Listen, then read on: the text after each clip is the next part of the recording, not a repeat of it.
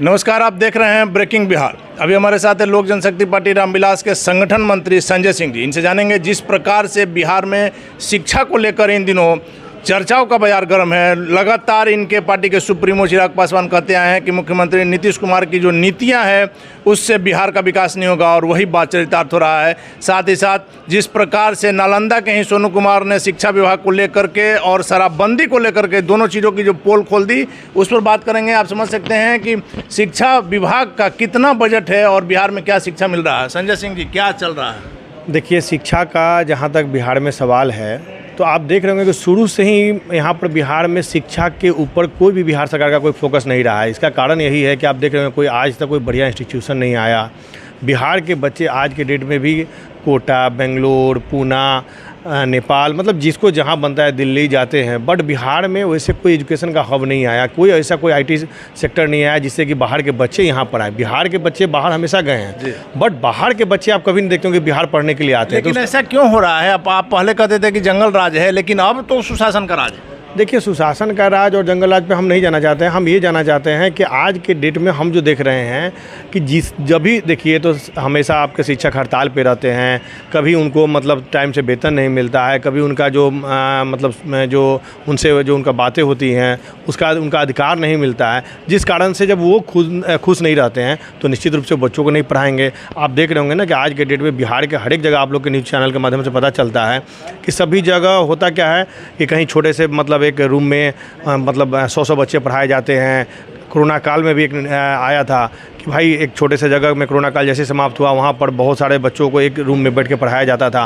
तो ये बिहार का बदहाल व्यवस्था ऐसा नहीं है कि मतलब कोई आज का है। ये तो हमेशा देखने को मिलता है कि बिहार में कभी भी शिक्षा के प्रति सरकार जागरूक रही ही नहीं आज तक। लेकिन आप ये समझ सकते हैं संजय सिंह जी कि जब जड़ ही कमज़ोर हो जाएगा, खोखला हो जाएगा, तो फिर आप किस विकसित बिहार की बात कर पाएंगे? यही बात तो हम बोल रहे हैं कि बिहार में कभी भी शिक्षा के ऊपर कभी कोई फोकस रहा ही नहीं, कभी भी शिक्षा के ऊपर कोई बात ही नहीं हुई है। यही कारण है कि आज के डेट में बिहार सरकार के सबसे अगर है तो शिक्षा व्यवस्था सबसे ज़्यादा फेल हुआ। आप जो बात कर रहे हैं इस बात को हमने अभी देखा है कि मुख्यमंत्री नीतीश कुमार के गांव में मोकामा में बाबा चौरमल जयंती के समय जो स्थिति है कि एक एक क्लास में, मतलब कि स्कूल 2 कमरे का है जिसमें एक कमरे में 5 क्लास तक, 1 से लेकर 8 क्लास तक उसमें पढ़ाई हो रहा है कि क्या हो रहा है?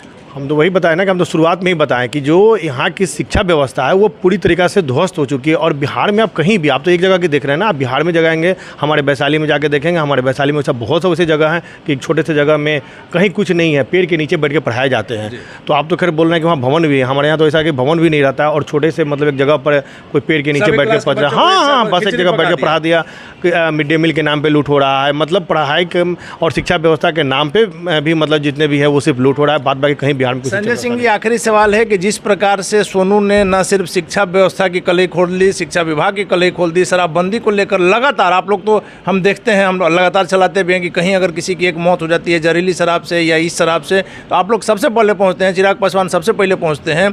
तो सोनू ने तो अपने पिता को लेकर ही कलई खोल दी। ये बात क्लियर हो गया कि बिहार में शराब मिल रहा है।